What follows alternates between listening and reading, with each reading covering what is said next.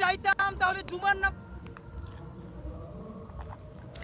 আমরা দেখব বাংলাদেশের মিডিয়ায় কিভাবে মিথ্যা কথা বলা হচ্ছে এবং ভারতের বিরুদ্ধে কিভাবে প্রোপাগান্ডা চালানো হচ্ছে। এর আমরা সঠিক উত্তর দেব এবং আমরা এটা দেখব। চলুন দেখা যাক। প্রোগ্রাম দিলে পুরো গুলশান লোকারণ্য হয়ে যেত, যাতে লোক সংখ্যা কম হয়। আমরা আমাদের বাংলাদেশের উপরে ভারত যে তথ্য সন্ত্রাস চালাচ্ছে আপনারা জানেন। তথ্য সন্ত্রাস তোরা চালাচ্ছিস। তথ্য সন্ত্রাস ভারত মোটেও চালাচ্ছে না। কেন? তার উত্তর আমি দিচ্ছি। তুই যে প্রশ্নগুলো করবি সে প্রশ্নের উত্তর পেয়ে যাবি। চলুন দেখা যাক কি বলছে। টুইটার ভেসে যাচ্ছে, কোটি কোটি টুইট অ্যাকাউন্ট থেকে টুইট করা হচ্ছে বাংলাদেশে নাকি শাখা সিঁদুর পরে কোনো হিন্দু নারী ঘর থেকে বের হতে পারছে না। হ্যাঁ, একদম সত্য কথা।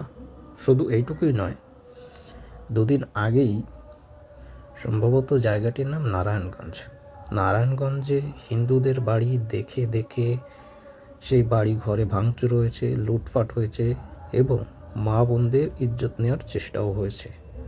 এগুলো তোদের চোখে পড়ছে না? আমরা এগুলো ফেসবুক, বিভিন্ন সোশ্যাল মিডিয়ার মাধ্যমে আমরা দেখতে পাচ্ছি। এগুলো তোদের চোখে পড়ছে না? ভারত তথ্যগুলো বিকৃত করছে, তোরা তথ্যগুলোকে লুকানোর চেষ্টা করছিস।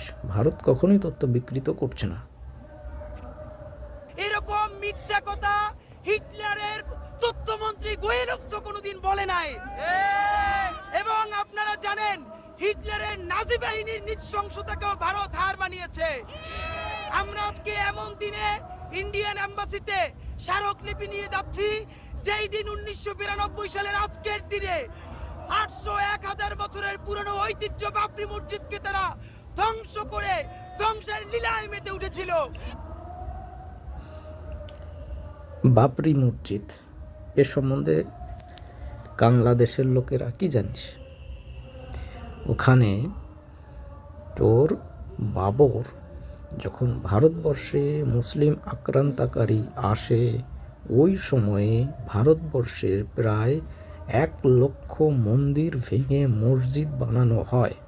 তার মধ্যে একটি বাবরি মসজিদ। বাবরি মসজিদের জায়গায় পূর্বে রাম মন্দির ছিল এবং রাম মন্দিরের ভগ্নাশেষ মসজিদে পাওয়া যায়, যার কারণে ওখানে জিওলজিক্যাল সার্ভে হয়। জিওলজিক্যাল সার্ভেতে দেখা গেছে ওখানে যে মসজিদের স্ট্রাকচার, মসজিদ নির্মাণ হয়, মসজিদ নির্মাণের পূর্বে ওখানে আরও একটি মন্দিরের ধ্বংসাবশেষ পাওয়া গেছে মসজিদের নিচে। এর মানে কি? তোর মুসলিম আক্রান্তকারীরা এদেশে আক্রমণ করে সনাতনীদের মন্দির ভেঙে সেই মন্দিরের উপরে মসজিদ তৈরি করেছে।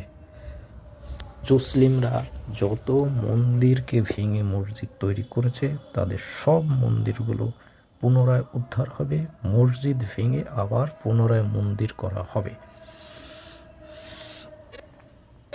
আপনারা জানেন গত অন্তত 1 শতাব্দীতে কোন ধর্মীয় উপাসনালয় উদযাপন করে রাষ্ট্রের মদতে, রাজনৈতিক দলের মদতে ভাঙা হয়েছে গত 100 বছরে পৃথিবীর ইতিহাসে এরকম নাই। পৃথিবীর ইতিহাসে এমন নেই যে মুসলিম আক্রান্তকারীদের মতো অন্য কোনো ধর্মের লোকেরা মুসলিম দেশে গিয়ে তাদের আক্রমণ করে দেশ দখল করে মুসলিমের মসজিদ ভেঙে সেখানে মন্দির বা গির্জা বা প্যাগোডা তৈরি হয়েছে। এরকম কোনো ইতিহাসে কোনো ঘটনা নেই। অতএব এখানে সম্পূর্ণভাবে বোঝা যাচ্ছে কারা আক্রান্তকারী। দ্বিতীয় বিশ্বযুদ্ধে নাজিরা যখন আক্রমণ করেছে, তারাও এরকম কোন উপাসনালয় হামলা করে ধ্বংস করেছে, এর কোনো নজির নাই যেটা ভারত করেছে 1992 সালে। সুতরাং আমরা আপনাদেরকে বলতে চাই, আজকে 6 ডিসেম্বর সেই বাবরি মসজিদ হত্যার দিবস, বাবরি মসজিদ ধ্বংসের দিবস, এবং সেই বাবরি মসজিদের অনুকরণে এখন তারা আরো একটি নতুন জায়গা দখল করতে চাচ্ছে। হাজার বছরের ঐতিহ্যবাহী, যেটা শুধু মুসলমানদের প্রাণ নয়, হিন্দু, মুসলিম, বৌদ্ধ, খ্রিস্টান, সারা বিশ্বের লক্ষ লক্ষ মানুষ যে আজমির শরীফ দরগায় প্রতিবার আসে, যেটা মানুষের শান্তির একটি মিলন কেন্দ্র। তোদের চুসলিমরা যে 1 লক্ষ মন্দিরকে ভেঙে মসজিদ বানিয়েছে, দরগা বানিয়েছে, সব মন্দির দরগাগুলো পুনরুদ্ধার হবে। এতে তোর অসুবিধা কোথায়? হ্যাঁ, তোর অসুবিধা কোথায়? তোরা জোরপূর্বক সনাতনীদের জায়গা দখল করে নিয়ে সেখানে মসজিদ বানিয়েছিস, দরগা বানিয়েছিস, সেগুলো উদ্ধার হবে না? কেন বানিয়েছিলি?